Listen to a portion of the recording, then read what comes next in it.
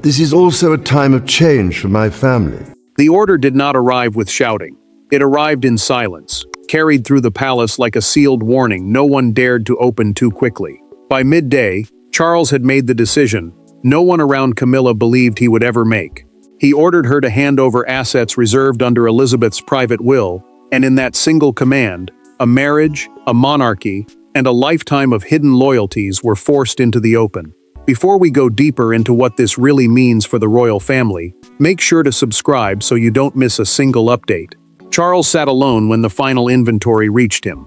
A private will, in plain terms, is a personal legal document that decides what happens to someone's private belongings after death, separate from public duties or state property. Elizabeth's private will had always been treated as something almost untouchable inside royal circles, guarded by senior household officials who knew the Queen had left more than possessions behind. She had left instructions, she had left boundaries, and now the king was being forced to honor them, even if honoring them meant wounding the woman beside him. Charles read the list slowly. Jewels, papers, private holdings, assets no one outside the tightest palace circle had ever discussed aloud. His hand stayed on the page longer than necessary, as if the weight of the words had moved from the paper into his skin. Then he set the inventory down without speaking. That silence frightened the senior aide more than anger would have, because the aide understood what it meant. The king had not hesitated because the order was weak. He had hesitated because it was final.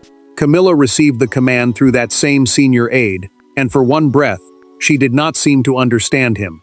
Then the color left her face. She was not shaken only by the jewels or the holdings or the sudden loss of access. She was shaken because the order came from Charles himself. The queen consort had survived criticism, whispers, cold rooms, and years of being measured against the past.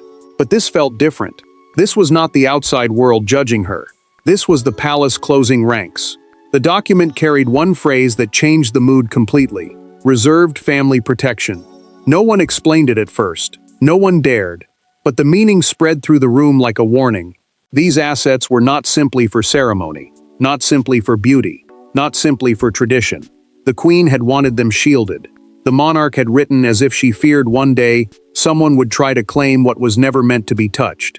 Camilla understood the message before anyone spoke it plainly. Charles had chosen obedience to Elizabeth over comfort with her. And as the palace absorbed that truth, one question began to rise above every locked drawer and sealed page. Who had the queen truly trusted in the end? And why was Camilla being told to let go?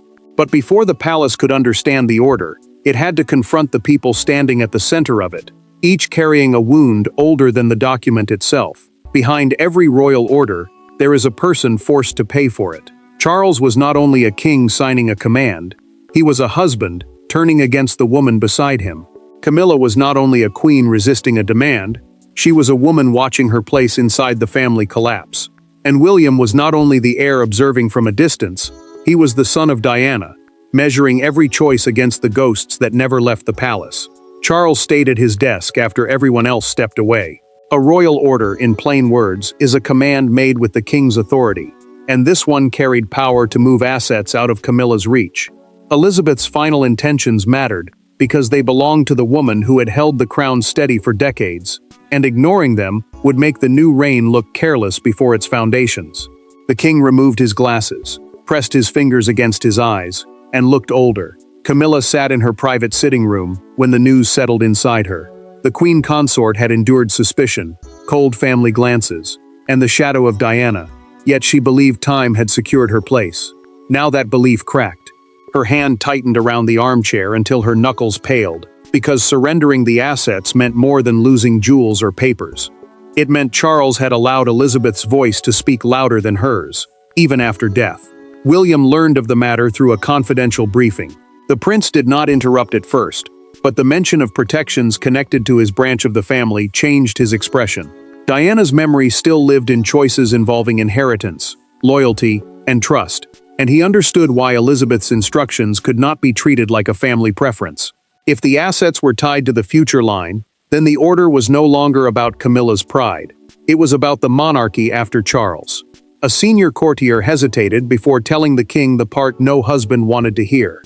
The courtier said a delay could be read as defying Elizabeth's final wishes, and that warning struck Charles harder than any accusation. He looked toward the closed door, knowing Camilla was beyond it, hurt and waiting for him to soften. But the monarch did not soften. He lowered his hand to the file again, because love could comfort him, but duty had cornered him. The emotional lines were drawn.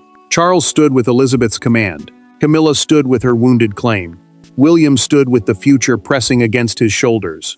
And as the palace looked backward, one forgotten moment returned with devastating force, revealing exactly why Elizabeth's private will had become impossible to ignore.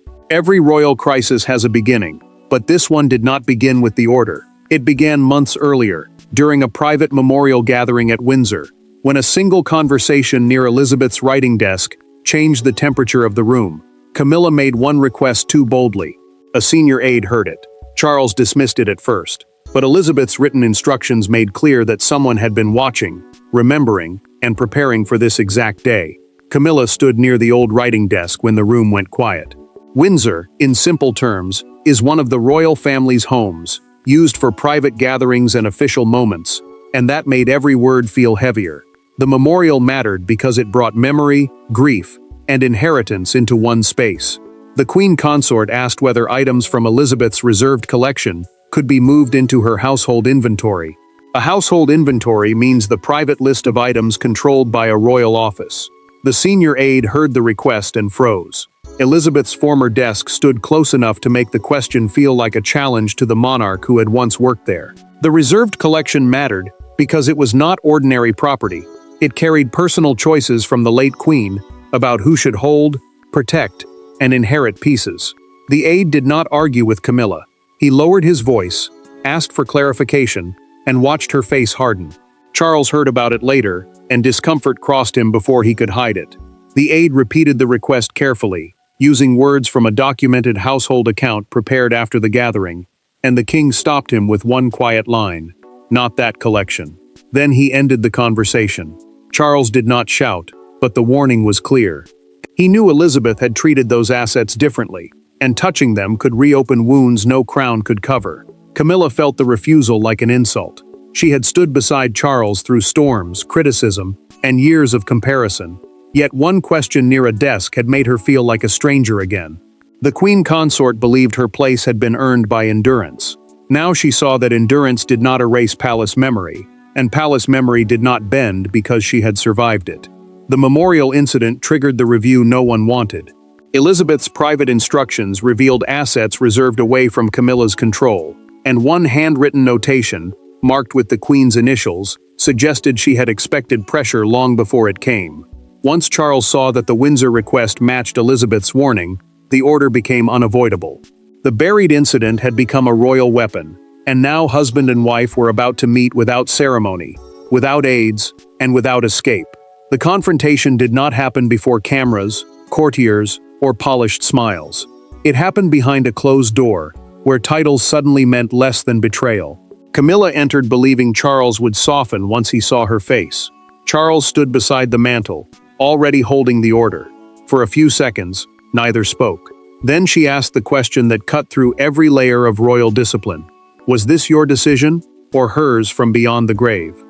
Charles did not answer at once, and that silence wounded her more deeply than denial.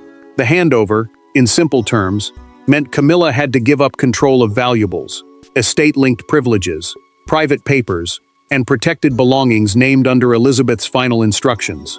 Estate-linked privileges are rights connected to royal property, access, or use, not always full ownership. That mattered because these items were not just beautiful things.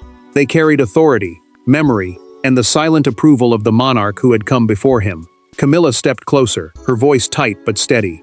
She told Charles that Elizabeth's memory had already lived between them for years, judging her from portraits, ceremonies, family silences, and the careful looks of people who never forgot Diana.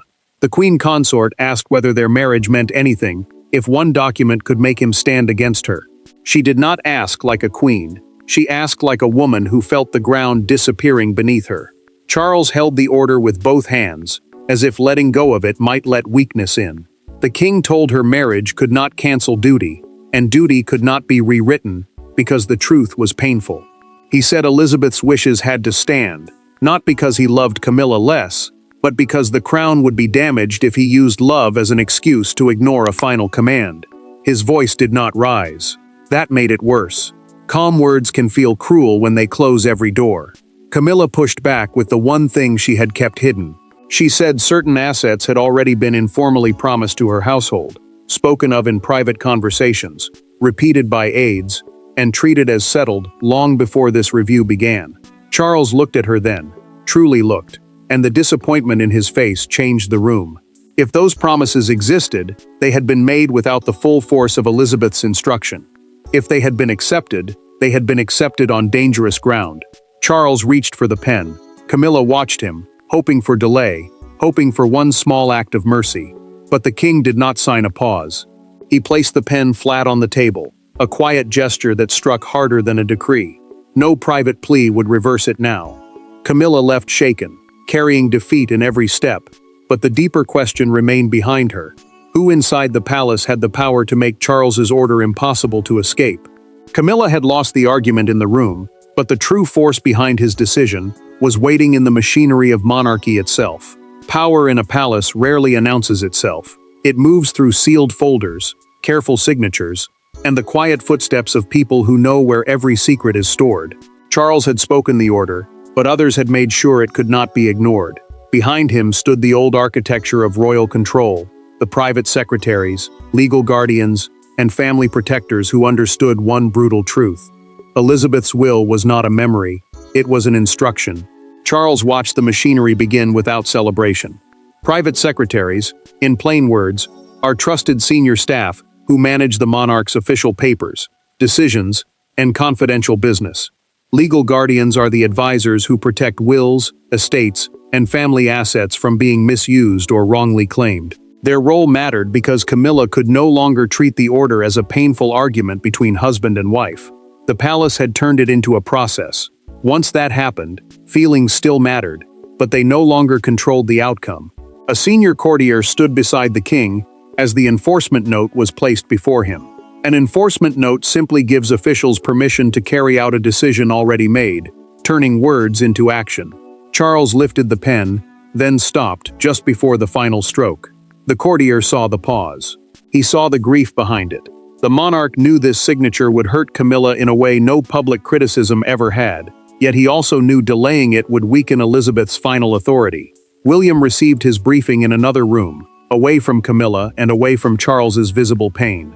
The prince listened carefully, as an advisor explained that several items were linked, not to the queen consort's role, but to continuity after the king.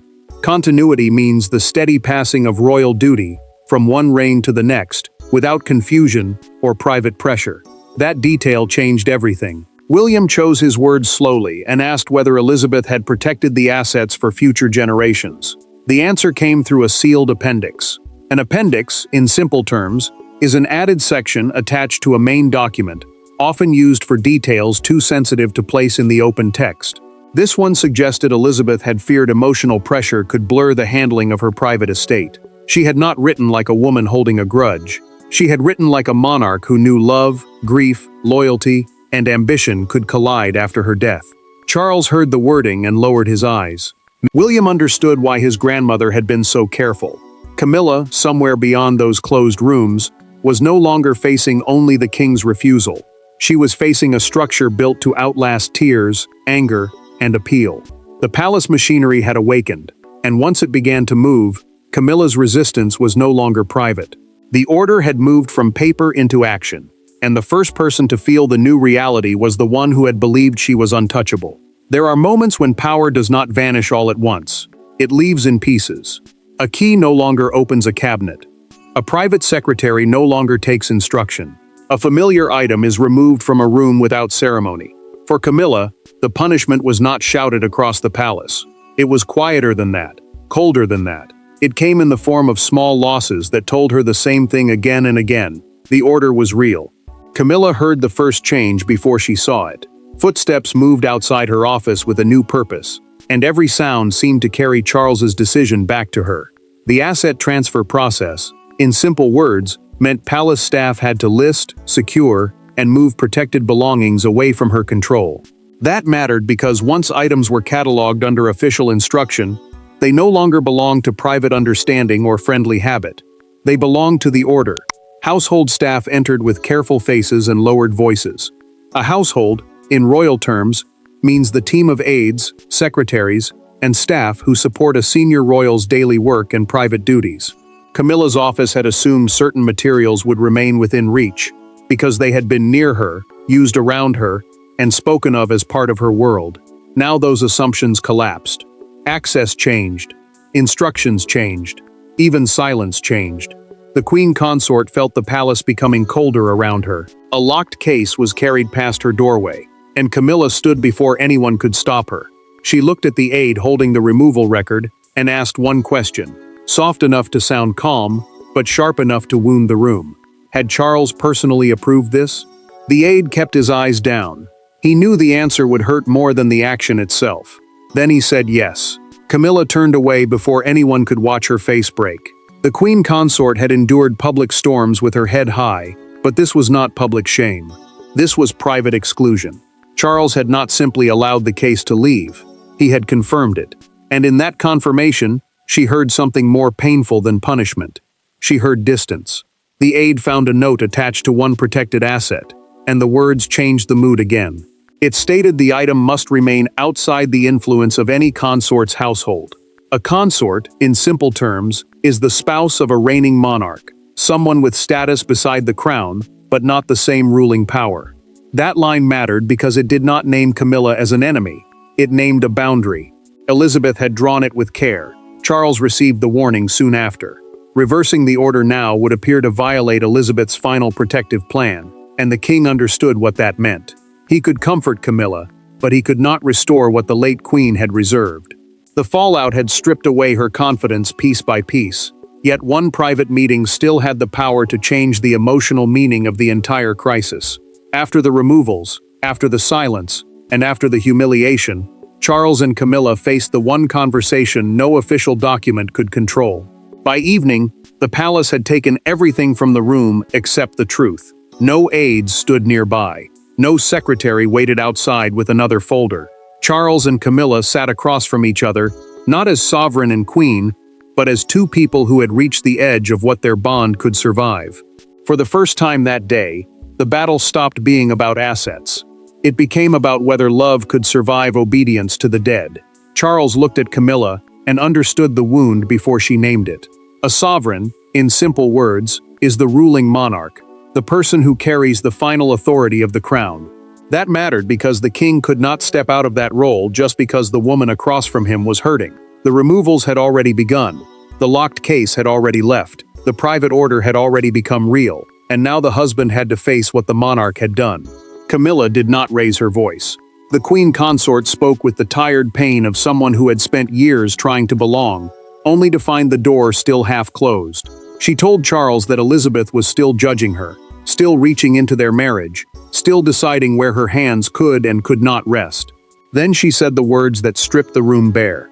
He had promised once that she would not stand alone. Charles absorbed the accusation without defending himself too quickly. He admitted he had delayed the order because he feared this exact moment, feared her face, feared the silence after she understood. But the king said he could not bury Elizabeth's instructions simply because they hurt. A direct line of succession, in plain terms, means the clear family path from the current monarch to the next rulers. Those protected assets were tied to that line, not to reward, affection, or punishment. Camilla listened, and something in her resistance shifted. The queen consort had believed the will was aimed at her, written like a final rejection from a woman whose shadow had never left the palace. But Charles made the truth harder and colder. Elizabeth had not written only against one person. She had written against pressure itself. She had feared that grief, loyalty, ambition, and love could be used to bend the future if no boundary was left behind. Charles reached across the space between them, but Camilla did not take his hand at first. That hesitation said everything. The order had not broken the marriage, but it had changed its shape. The queen consort no longer had the assets. The king no longer had the comfort of pretending duty had no personal cost. The emotional turning point did not restore Camilla's control. It changed the story from revenge to consequence, just as the world beyond the palace walls began to notice. Inside the palace, the decision had become personal. Outside the gates, it was about to become a national spectacle.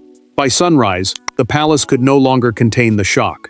What had begun as a sealed order behind closed doors became the image of a monarchy divided by memory, inheritance, and loyalty. The public did not see the private tears or the silent signatures. They saw the headline. They saw the gates. They saw the question written across Britain in black ink. Had Elizabeth protected the crown from within her own family? William read the coverage quietly at breakfast, and the silence around him felt heavier than any argument. A palace statement, in simple terms, is the official wording released by royal staff when the monarchy wants to control how the public understands a sensitive event. This one confirmed a private estate adjustment without naming every asset involved. That mattered because the phrase sounded calm, but everyone knew calm language often hides the deepest royal wounds. The prince saw the careful wording and understood the message beneath it. Charles had acted, Camilla had lost control, and Elizabeth's final hand still shaped the family. Camilla stayed out of public view, and her absence became louder than a speech. The queen consort did not appear at the morning engagement.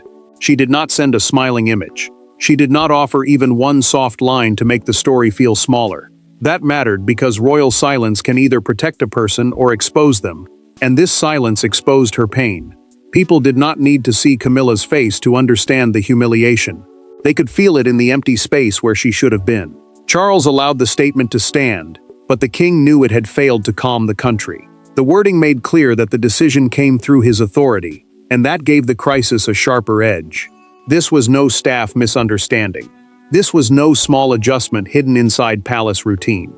The monarch had ordered the handover, and now every broadcaster, commentator, and loyal watcher understood that the private marriage had collided with the public crown. The front page outside Buckingham Palace captured the moment with brutal simplicity. It read, "The Queen's final line," beside a solemn image of Charles near Camilla's empty carriage seat. A broadcaster described the story as a battle between love and legacy, and those words spread quickly because they sounded painfully true. Near the palace gates, a crowd gathered without cheering and without shouting. They simply stood there, watching the building as if the stone itself might answer. William folded the newspaper without comment. The prince knew Elizabeth's shadow now sat over the whole family, not as a memory, but as a judgment. Camilla's absence, Charles's order, and the public stare had turned one private command into a defining test for the monarchy. And when the noise finally began to settle, one verdict remained, colder and clearer than any headline could ever be. In the end, the order was not just about jewels, ledgers, keys, or locked rooms. It was about the boundary Elizabeth drew before anyone else had the courage to draw it. Charles carried out the command, Camilla absorbed the humiliation, and William watched the monarchy choose continuity over comfort. The assets changed hands, but the deeper transfer was emotional. Power moved away from private desire and back toward duty. Charles received the final confirmation after the last reserved asset had been removed from Camilla's control. A reserved asset, in simple words, is a valuable item or private holding set aside for a specific purpose, not left open for anyone to claim. That mattered because Elizabeth had not treated these belongings as decoration. She had treated them as protection. The handover was now complete, and the safeguards she intended had taken hold. The Queen's instructions had survived pressure, pain, and silence. Charles stood alone with the closed folder in front of him. The crown, in plain terms, means the monarchy itself, the duty, authority, and responsibility carried by the ruling family. For the king, this decision became one of the most painful acts of his reign, because it forced him to place that crown above his marriage. He had not defeated Camilla, he had obeyed Elizabeth. But obedience still felt like loss when the person hurt by it was the woman beside him. Camilla accepted the outcome without another fight. The queen consort had reached the point where resistance would no longer look like strength. It would look like isolation. She understood that every argument now would push her further from Charles, further from the palace, and further from the fragile dignity she still had left. So she chose silence. Not peace, not forgiveness, silence. And in that silence, she admitted what the order had already proven.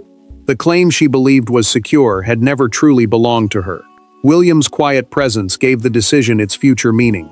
The prince did not celebrate Camilla's defeat, and he did not treat Charles's pain lightly. He understood that Elizabeth's private will had been designed to protect the monarchy from emotional pressure, family rivalry, and blurred authority. The future king saw the cost clearly. A family had been wounded so the institution could remain steady. A husband had suffered so a monarch could stand firm. The verdict was cold, but complete. The monarchy survived not because everyone was healed, but because a line was enforced. Elizabeth's final authority held. Charles paid the emotional price. Camilla surrendered the assets. William witnessed the lesson, and the crown emerged colder, stricter, and unmistakably changed. There is no unresolved mystery left in this moment. Elizabeth's will prevailed. Charles chose duty. Camilla surrendered the assets, and the monarchy learned once again that inside the palace, love may plead, but legacy gives the final command. Thanks for watching. Please don't forget to like and subscribe, and we will see you in next one.